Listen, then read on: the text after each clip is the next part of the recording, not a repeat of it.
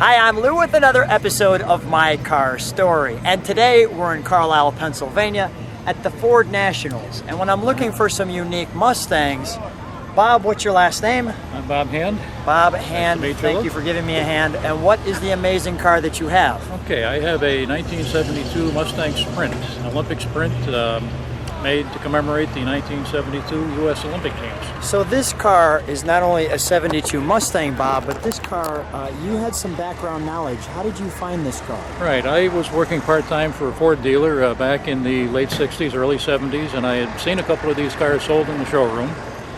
And when I saw this advertised for sale in 1996, I knew exactly what it was. I had to go look at it, and I knew it was a rare car, so I decided I was going to drag it home and spend the next 14 years restoring it.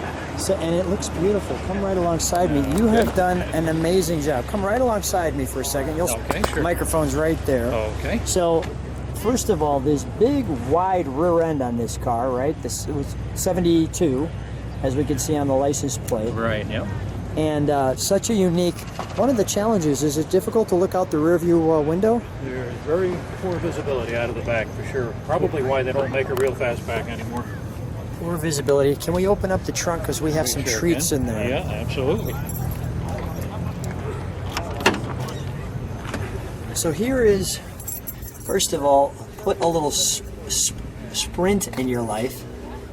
And it's kind of funny because you would think it would say put a little spirit in your life, but it doesn't. It says sprint.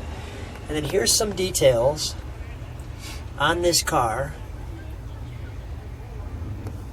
So when you were putting this together, here's an article on this car.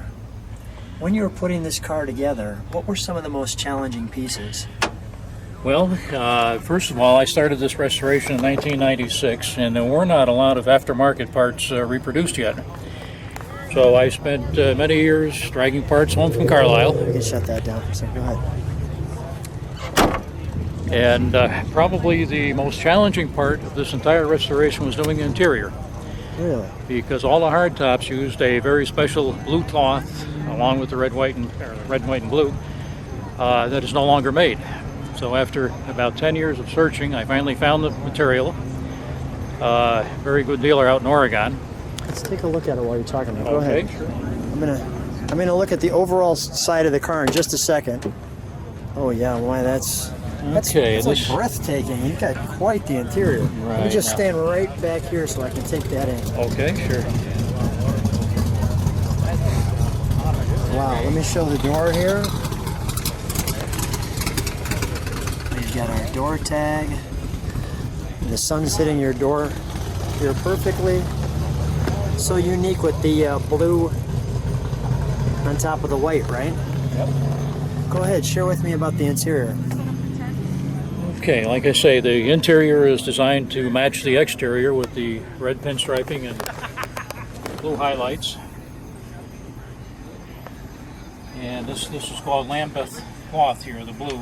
And like I say, they stopped making it years ago, so I was very fortunate to find some of this cloth in the aftermarket, or original cloth, and I had the seats made. Had the seats. We got the original AM radio.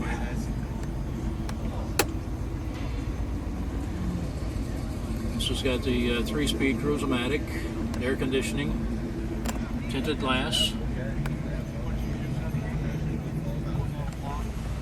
The ashtray. Let me just show the sport mirror. Like the roof liner, we've got even the starting instructions. Wow, let's take a look. Let me shut the door for a second. Let's take the side of the car in. Okay, sure. Yep.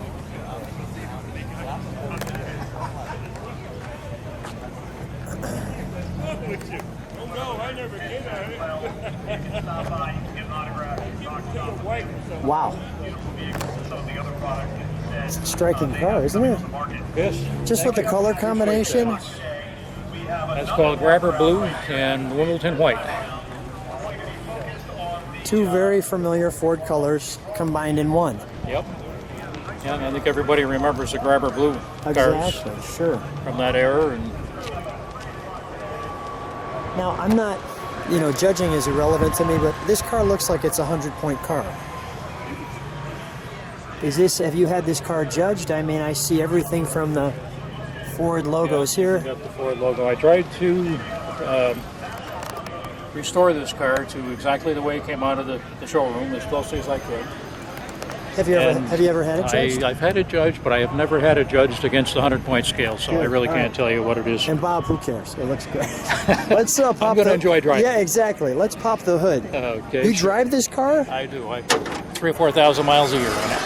This car is a time capsule. It does not look like it's been driven.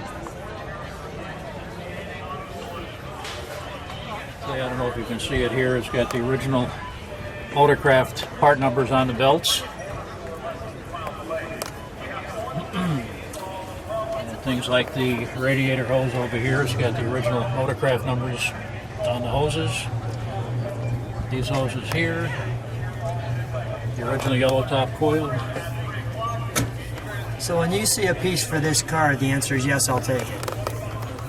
I'm sorry, say that again. I said when you see a piece for this car, obviously the answer has been yes, I'll take it. Yes, absolutely.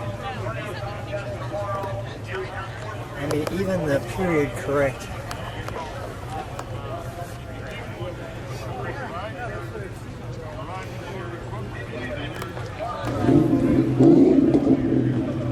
So one question a lot of people ask is about the letters across the firewall. Those were inspection stickers put on as it came down the assembly line, Dearborn plant only. And if I remember right now, final, trim, paint, body, and electrical. That's what we think they all mean at this point. They were applied just randomly anywhere in the engine compartment. Most of them ended up on the firewall. In the bottom of this hood, I mean, even look at like, that's just tremendous. Wow. Wow, wow, wow. Well, let's start her up, shall we? We can, sure.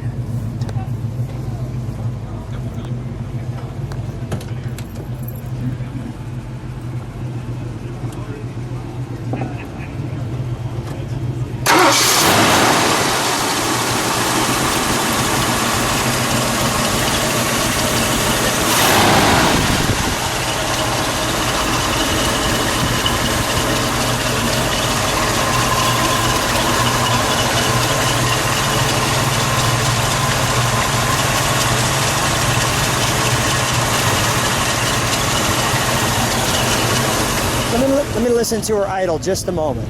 Okay.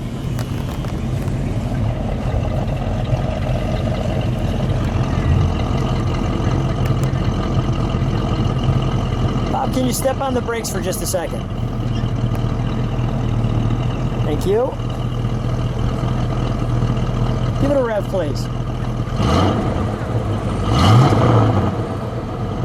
One more time.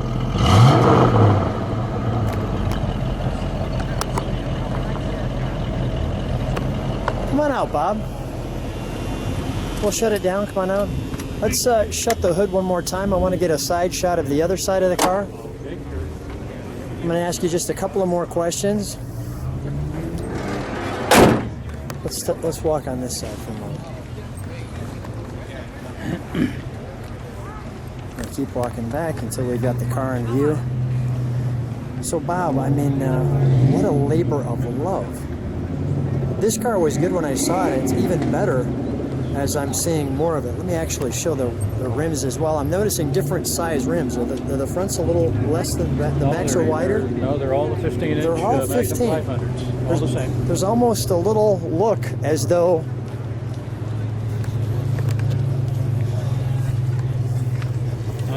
that's the original style rim that the car came from the factory with.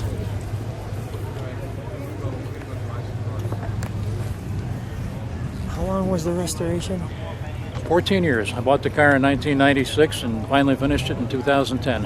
When it was finished, was it a moment of excitement, or was it a moment of relief, or a combination of both? Probably a combination of both. I never thought it would take that long, but it was a hobby and something I enjoyed doing. I would say 99% of it was fun. What was the last three pieces that you couldn't find? Actually, the last thing I put on the car was all the replacement air conditioning system. I wanted to keep the original style compressor on it with R134 components, so it looks completely original under the hood. And how long did it take to find those pieces?